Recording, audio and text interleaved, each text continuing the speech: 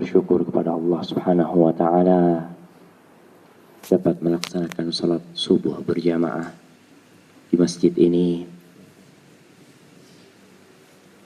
Dan alhamdulillah kita juga berterima kasih kepada pengurus masjid yang memberikan kesempatan kepada kita untuk menambah keimanan dan ilmu kita. Rasul sallallahu alaihi wasallam, beliau tidak pernah diperintahkan oleh Allah untuk meminta tambahan kecuali dalam satu hal. Kalau kita minta tambahan rezeki, mungkin sudah punya rumah, minta tambahan rumah, sudah punya satu toko, doanya kepingin tokonya tambah. Rasul sallallahu alaihi wasallam diperintahkan untuk minta satu tambahan. Dan satu tambahan itu adalah al-ilmu, adalah ilmu. Allah mengatakan waqul rabbi zidni ilman. Katakan Muhammad, wahai Rabbku, tambahkan kepada aku ilmu. Karena memang dengan ilmu kita tahu mana yang hak dan mana yang batil. Dengan ilmu kita dapat membedakan antara racun dan madu.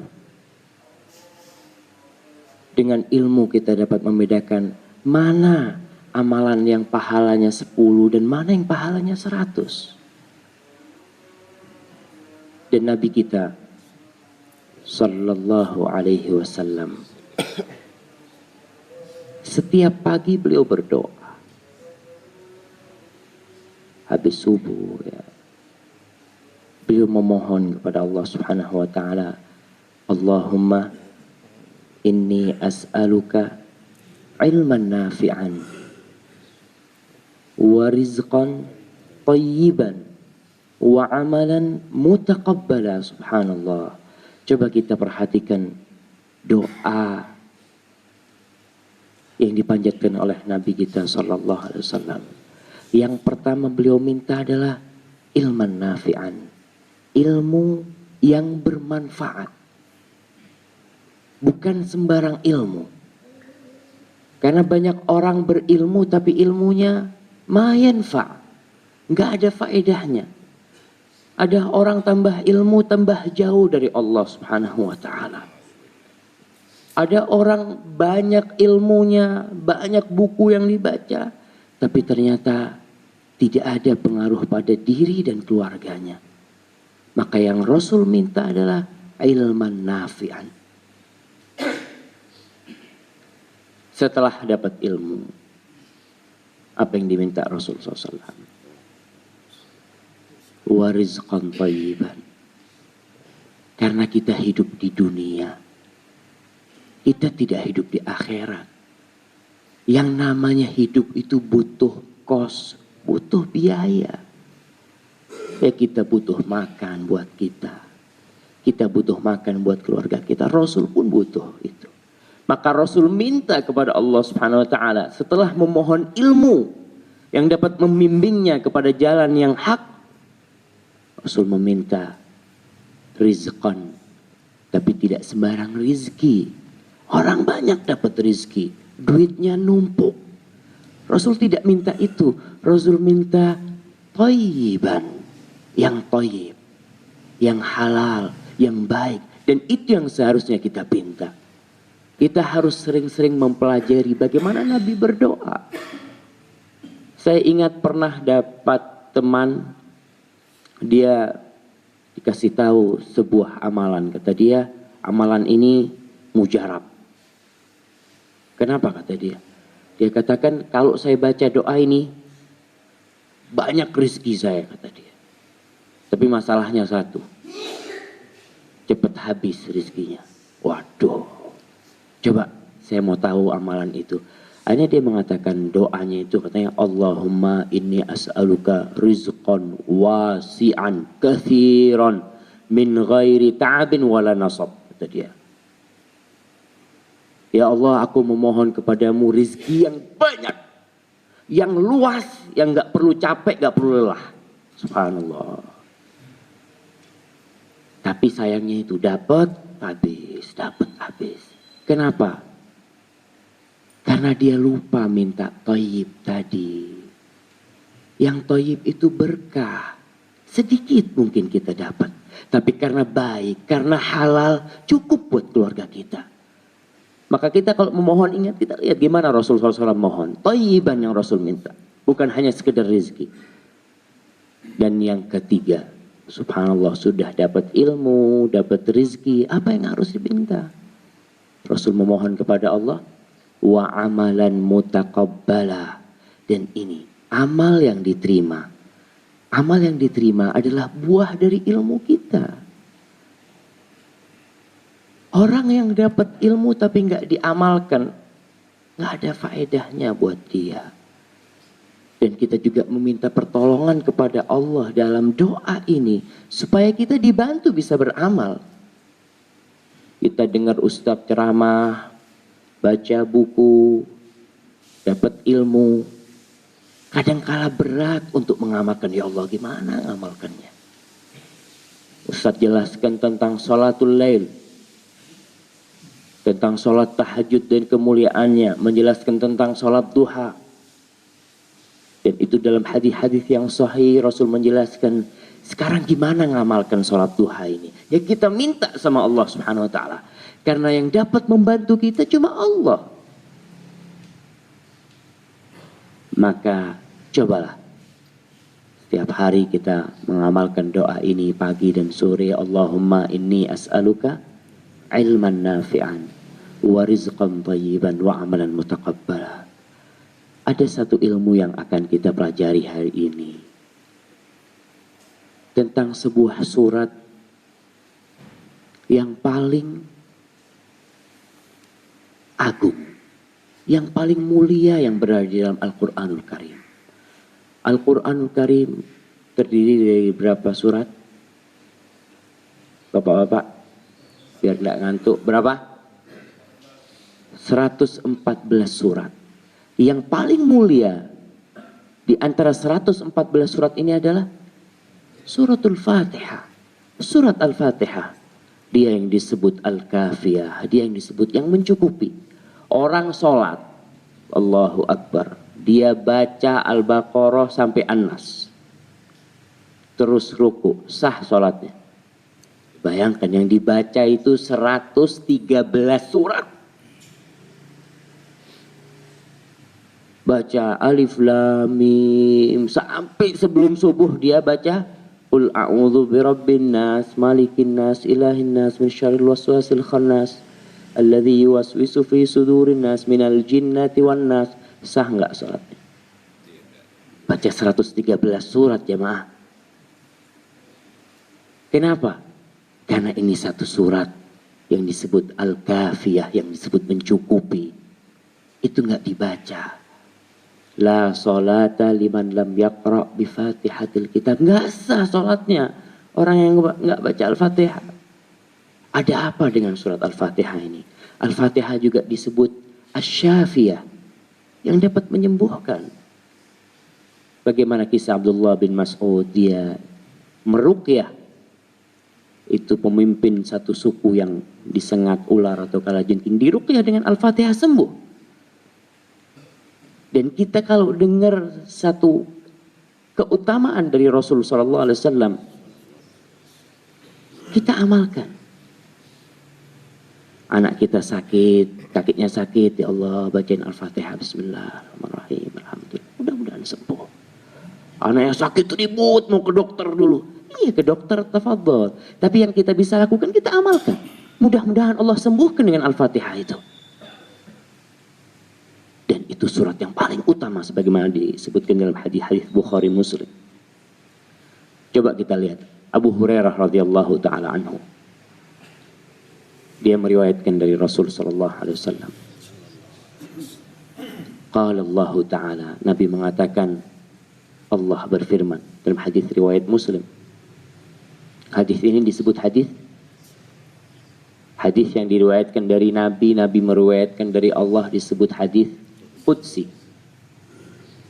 Qala Allah Ta'ala, Allah berfirman, kata Rasul, qasamtu salata baini wa bainal abdi aw baina abdi nisfain. Kata Allah, aku bagi salat ini antara aku dan hambaku dua bagian. Yang maksudnya salat ini adalah surat Al-Fatihah itu. Fa idza qala 'abdi alhamdulillahi rabbil alamin. Apabila hambaku mengatakan alhamdulillahi rabbil alamin, maka Allah berkata, hamidani 'abdi. Hambaku memujiku, kata Allah. Iya. Wa idza qala Ar-Rahmanir Rahim. Apabila hambaku mengatakan Ar-Rahmanir Rahim, Allah mengatakan athna alayya abdi. Hambaku memujaku. Dia sebut nama-namaku. Wa idza qala iya apa? Iyyaka na'bud Maliki yaumiddin. Ya, biar ngantuk lah. Ini ngantuk semuanya ini. Wa idza qala maliki yaumiddin, apabila hambaku mengatakan maliki yaumiddin, pemiliknya hari pembalasan, rajanya hari pembalasan, Allah mengatakan majjadani abdi. Hambaku mengagungkanku. Dia memuji, memuja dan mengagungkanku. Wa idza qala iyyaka na'budu wa iyyaka nasta'in.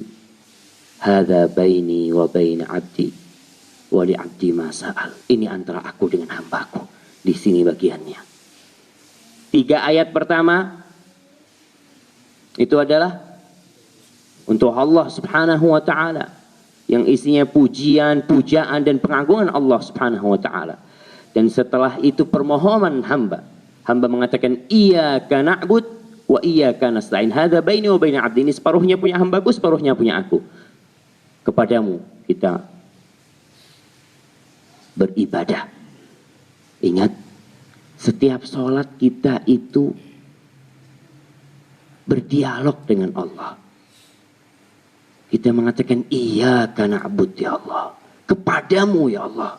Bukan kepada yang lainnya kami beribadah. Wa iyyaka nasta'in. Dan separuhnya iyyaka nasta'in, kami mohon ampunan hanya kepadamu. Kepadamu kami hanya memohon pertolongan dan bantuan. Kemudian ihdinas siratal mustaqim. Ini yang milik kita. Ya Allah, tunjukkan kepada kami jalan yang lurus. Ya, jalan yang lurus ini salah satunya dengan belajar. Dengan kita mengetahui, apalagi sekarang di Indonesia munculnya aliran-aliran yang gak benar-benar. Ada di Jakarta yang ngaku Nabi. Siapa namanya? Ahmad Musaddiq. Ada Lia Eden. Ada banyak sekali. Kita memohon kepada Allah, ihdinas siratal mustaqim, supaya kita tetap berada di atas hidayah Allah, di atas agama Allah ini sampai kita mati. Karena kita nggak tahu bagaimana tatkala malakul maut, tatkala malaikat pencabut nyawa itu datang mencabut nyawa kita, apakah tatkala itu kita masih dapat mengatakan la ilaha illallah? Nggak tahu kita. Maka seorang mukmin tetap dalam doanya dia memohon kepada Allah Subhanahu wa taala. Ihdinas siratal mustaqim, siratal ladzina an'amta alaihim. Ya, jalan yang lurus. Jalannya siapa? Jalannya orang-orang yang kau beri nikmat Allah. Ghairil maghdubi alaihim waladhdallin. Bukan jalannya orang-orang yang dimurkai Allah. Siapa orang yang dimurkai Allah? Yang dimurkai Allah adalah Orang yang mengetahui kebenaran, kemudian dia tidak mengamalkannya. Dan dalam ayat ini para ulama sebagian menafsirkan adalah orang-orang Yahudi. Orang-orang Yahudi tahu dengan kebenaran. Dia tahu dengan akan keluarnya seorang nabi dari kota Mekah dan tempat hijrahnya kota Madinah. Mereka tahu. Tapi mereka tidak beriman. Waladhdallin. Dan kita juga memohon kepada Allah ditunjukin jalan yang lurus, bukan jalannya orang yang dimurkai dan bukan jalannya orang-orang yang tersesat. Orang tersesat itu yang nggak tahu, nggak punya ilmu, ya dia pikirnya benar, ya dia jalan terus. Maka ingat, usahakan kita dari surat Al-Fatihah ini, kita menghayatinya tatkala kita sholat. Tatkala kita mengatakan, iyyaka na'bud. Ternyata kita bisa langsung minta sama Allah. Siapapun orangnya, apapun kedudukannya, bagaimana pangkatnya. Kalau dia mau ada perlu sama Allah, dia bisa mengatakan, ya Allah. Dia bisa ambil wudu, dia bisa menghadap ke kiblat, mengatakan, iyyaka na'bud wa iyyaka nasta'in. Kepadamu kami beribadah ya Allah, dan hanya kepadamu kami meminta pertolongan, tak kepada siapa-siapa. Dan insya Allah segala problematika yang kita hadapi akan selesai. Rasul kalau ada masalah kemana? Kemana Rasul SAW? Aisyah menyatakan, idza hazabahu amrun laji'a ila shalah. Enggak lari ke rumah temannya, enggak lari ke rumah, ya mungkin orang-orang yang berpangkat, dia laji'a ila shalah. Dia berangkat mengadukan permasalahannya kepada pencipta langit dan bumi.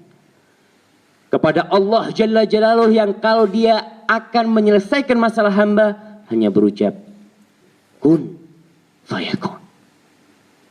Maka seharusnya tatkala problematika menghadang jalan kita, di keluarga kita, di kerjaan kita, laji'a ila shalah, sholat. Adukan sama Allah apa yang akan kita adukan. Dan Allah itu tidak pernah bosan diadui. Kalau punya sohib, sekarang ngadu sama ustadz lah.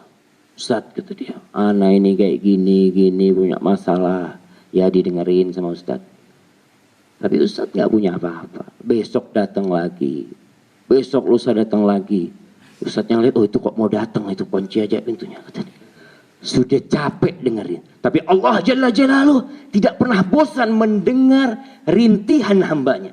Bahkan Allah suka kepada orang-orang yang suka merintih kepadanya. Allah mengatakan, ud'uni astajib lakum. Minta sama aku, kata Allah. Aku jawab kalian. Maka ingat, dalam surat Al-Fatihah ini mengandung banyak sekali faedah. Kita sudah bertahun-tahun membacanya, tapi kita teruslah diulang, dibaca tafsirnya, dimaknai, dihayati, direnung. Insya Allah, Allah Jalla Jalaluh